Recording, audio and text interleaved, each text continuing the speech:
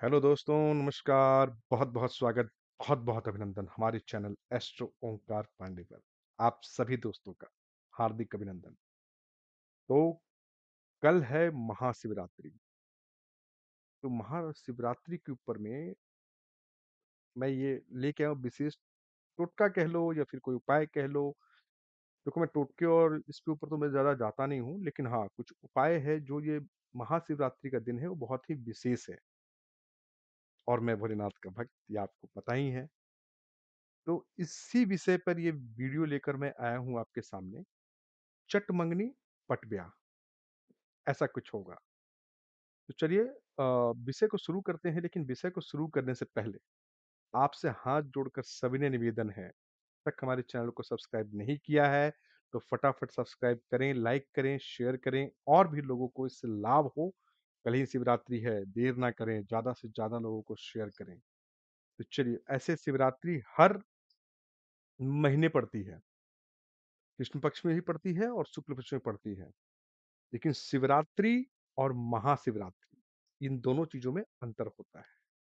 ठीक है? तो ये महाशिवरात्रि है। कुछ उपाय ऐसे बताऊंगा जिसको कर कर आप विशेष लाभ प्राप्त कर सकें। हमारा उद्देश्य है कि आपको हमारी वीडियो से लाभ प्राप्त हो। तो महाशिवरात्रि की रात में कलावा और हल्दी, तो छोटा सा उपाय बताऊंगा मैं, ज्यादा बड़ा उपाय नहीं है, छोटा सा। जो नौजवान हैं, लड़की हैं, चाहे लड़का है, जिनकी विवाह नहीं हो रही है, उनके विवाह होने में बहुत ही आसानी होगी। चट मंगनी, पट ब्याह, शादी हो जाएगी। चलिए विषय को शुरू करते हैं। विषय को शुरू तो कर ही दिया है विषय मैंने। चलिए, तो महाशिवरात्रि की रात को समस्त मनोकामना सिद्ध करने वाली रात मानी जाती है। शिव महाशिवरात्रि है, तो इसमें जो भी है वो रात से संबंध होता है, किसी भी चीजों का। तो मन चाहा वर, मन चाहा पति या मन चाहा पत्नी पाने और शीघ्र शादी के लिए कुंडली में बृहस्पति, शुक्र, मंगल और शनि का मजबूत होना बहुत जरूरी होता है, जिससे आपके योग्य सुयोग्य वर आपको प्राप्त हो सके। तो महाशिवरात्रि पर विवाह योग्य कन्या के हाथों से, देखिए कन्या विशेष के लिए बता रहा हूं मैं, कन्याएं ही ज्यादा परेशान हैं, पुरुष भी परेशान है। मैं पुरुष वर्ग को भी नहीं छोड़ रहा हूँ, कन्या वर्ग को भी नहीं छोड़ रहा हूँ। विशेषकर अगर मैं बोलूँ तो कन्या कि अगर उम्र पार हो जाता है तो शादी में बहुत सारी तकलीफें आती हैं। इसलिए विशेषकर कन्या के हाथों किसी गरीब लड़की पीले वस्त्र और बच्चों को बेसन के लड्डू भेंट करवाएं। कन्या के लिए है, एकदम शिवरात्रि के दिन गांठ बांध लें। जो विवाह योग्य कन्याएं हैं, माता पिता परेशान हैं, अपने कन्या के लिए विवाह वर सुयोग वर खोज रहे हैं, उनको करना क्या है? देखिए, गरीब का परिभाषा ये नहीं है कि मतलब कि कोई, हर भगवान ने अगर पेट दिया है तो हर किसी को खाने के लिए कोई ना कोई व्यवस्था जरूर दी है। गरीब का मतलब कि जो आपसे कम कमा रहा हो, आपके लिविंग स्टैंडर्ड से नीचे हो, तो उसको आप, या फिर किसी मंदिर के बाहर या फिर कहीं आप बाहर देख रहे हो, जो निर्धन हो, जिसको जरूरतमंद हो, वैसे गरीब लड़की को पीला रंग का सूट खरीद लें, पीले रंग की साड़ी खरीद लें, पीले रंग का कोई सा कपड़ा खरीद लें और उसे दान दें। संपूर्ण मन की भावना से दें। जिस भावना से हो कि नहीं मैं तुम्हें दे रहा हूँ, इस निमित्त से दे रहा हूँ, ये मन में बोलना है, उसके सामने बोलेंगे तो अच्छा नहीं लगेगा। तो किसी भी गरीब लड़की को, जात पात धर्म सबसे ऊपर उठकर किसी भी लड़की को जो आपके नजर में निर्धन हो, गरीब हो, आप उसे पीला वस्त्र दान करें। और बच्चों को, जो छोटे बच्चे होते हैं, उसमें गरीबी नहीं नहीं देखना है, जो 10 साल से नीचे के बच्चे हैं, उनको बेसन बेसन के लड्डू खरीद लें और उन्हें दान करें, भेंट करें। इससे बहुत लाभ हो। इस दिन व्रत जरूर रखें और माता पार्वती को श्रृंगार सामग्री बिल्कुल से अर्पित करें। क्योंकि कहा जाता है कि महाशिवरात्रि की रात में माता पार्वती पूरे सुबह से लेके रात तक सजती रही थी शिव जी के लिए। तो ये ज़रूर करें। किसी भी शिव मंदिर में जाकर शिव पार्वती की प्रतिमा के सामने में दान करें। विवाह की बाधाओं को दूर करने के लिए महाशिवरात्रि की रात को शिव शिवलिंग पर केसर मिला हुआ कब करना है? महाशिवरात्रि की रात को। अब रात मतलब कि जब 12 बजे रात को नहीं बोल रहा हूँ।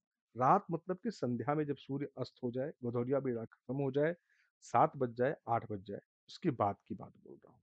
तो शिवलिंग पर केसर जो होता है ना केसर, ओरिजिनल केसर कहीं मिल जाए तो बहुत अच्छा।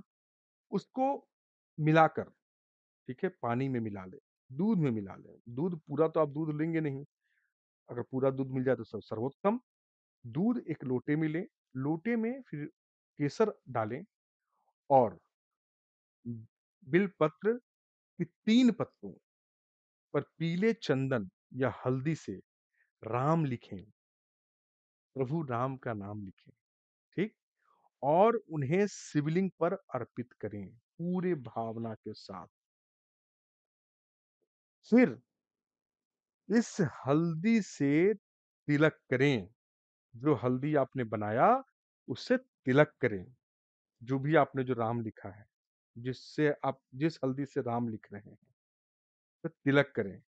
मान्यता है, इससे मनचाहा वर पाने की इच्छा पूरी होती है।